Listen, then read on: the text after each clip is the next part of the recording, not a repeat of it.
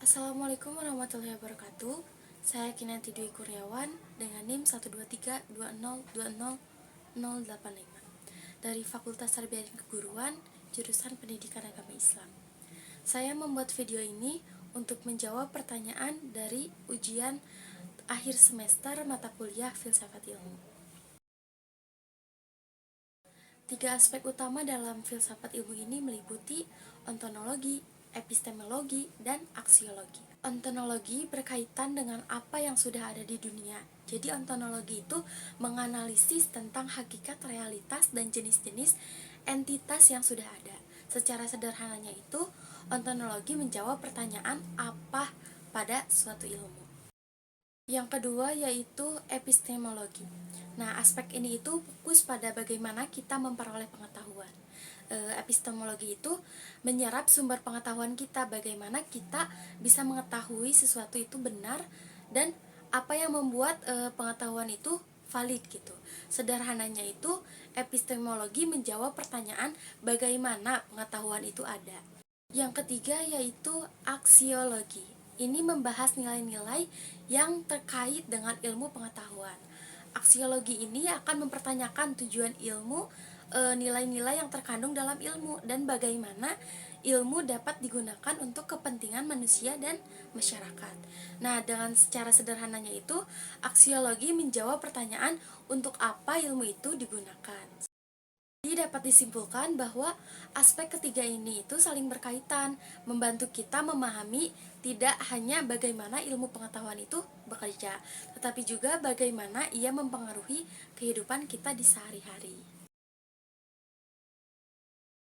Upaya manusia dalam mencari pengetahuan ilmiah dapat dijelaskan dengan beberapa langkah. Yang pertama itu observasi, di mana proses pencarian pengetahuan ini dimulai dengan mengamati fenomena atau kejadian di sekitar kita gitu. Jadi observasi ini bisa dilakukan secara langsung seperti melihat atau mendengar. Yang kedua itu rumusan masalah berupa pertanyaan. Nah, setelah mengamati, langkah selanjutnya adalah mengajukan pertanyaan. Pertanyaan ini muncul dari rasa ingin tahu kita tentang fenomena yang sedang diamati.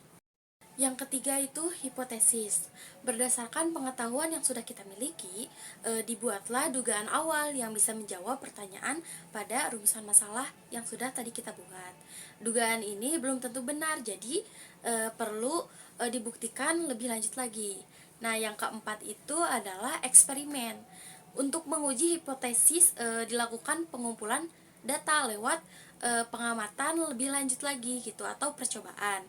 Tujuannya itu untuk melihat apakah dugaan tadi cocok atau tidak dengan kenyataan. Yang kelima adalah analisis data. Setelah eksperimen selesai, data yang diperoleh ini dianalisis untuk mencari pola, hubungan, atau perbedaan yang signifikan. Dan yang terakhir adalah kesimpulan. Berdasarkan analisis data, jika hipotesis didukung, peneliti bisa mengembangkan teori lebih luas lagi.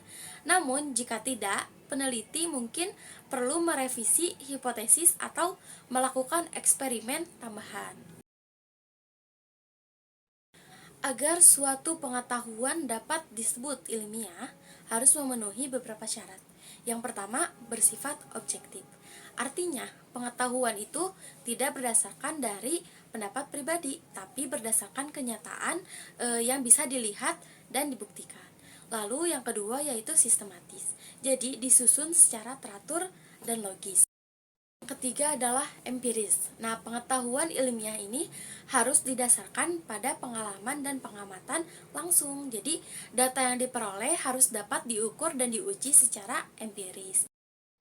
Yang keempat itu metodis. Jadi pengetahuan ilmiah ini diperoleh melalui prosedur dan metode tertentu yang jelas dan teratur gitu. Jadi seperti metode ilmiah yang melibatkan observasi, hipotesis, eksperimen, dan analisis. Dan yang terakhir adalah konsistensi.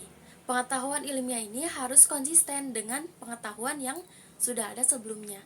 Jika ada penemuan baru, penemuan tersebut harus dapat menjelaskan atau memperbaiki pengetahuan yang sudah ada. Ada beberapa sarana dalam upaya pengetahuan ilmiah.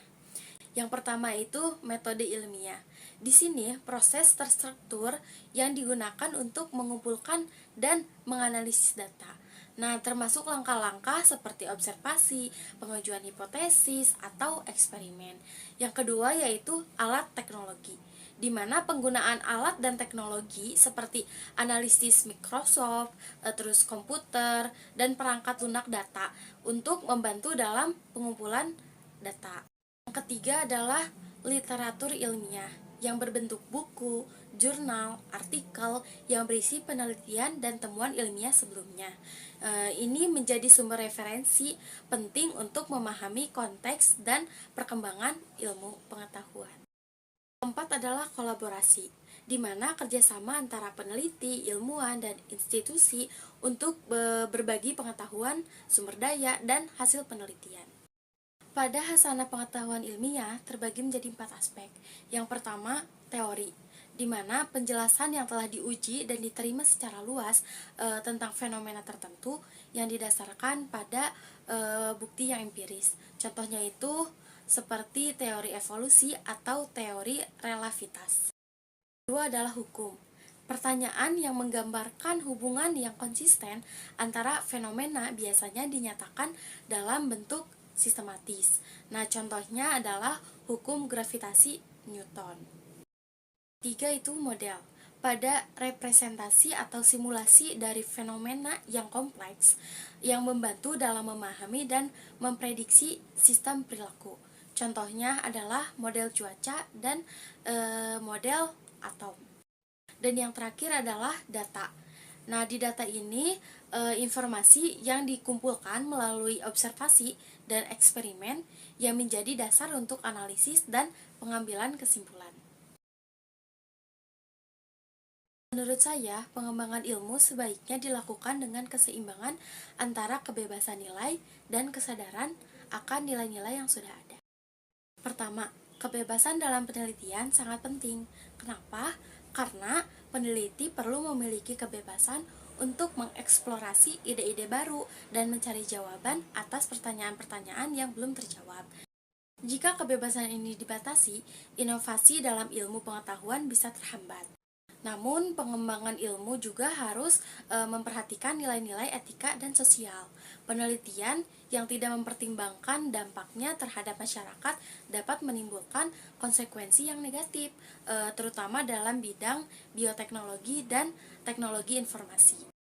Ilmu pengetahuan dan nilai-nilai saling berkaitan.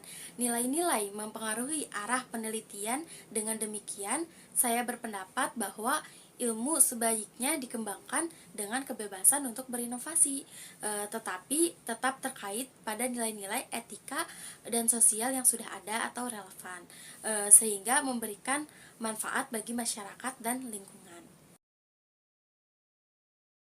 Pendekatan kuantitatif dan kualitatif memiliki perbedaan mendasar dalam metodologi penelitiannya. Nah, pendekatan kuantitatif berfokus pada pengumpulan data dan analisis yang numerik untuk mengukur variabel dan menguji hipotesisnya menggunakan metode survei atau eksperimen. Sebaliknya, pendekatan kualitatif mengeksplorasi makna dan pengalaman subjektif melalui wawancara mendalam dan observasi. Nah, dengan analisis yang tematik. Kontribusi keduanya terhadap pengembangan ilmu pengetahuan sangat signifikan. Pada pendekatan kuantitatif memungkinkan generalisasi hasil dan pengujian teori, sementara pendekatan kualitatif memberikan wawasan mendalam tentang konteks sosial dan budaya.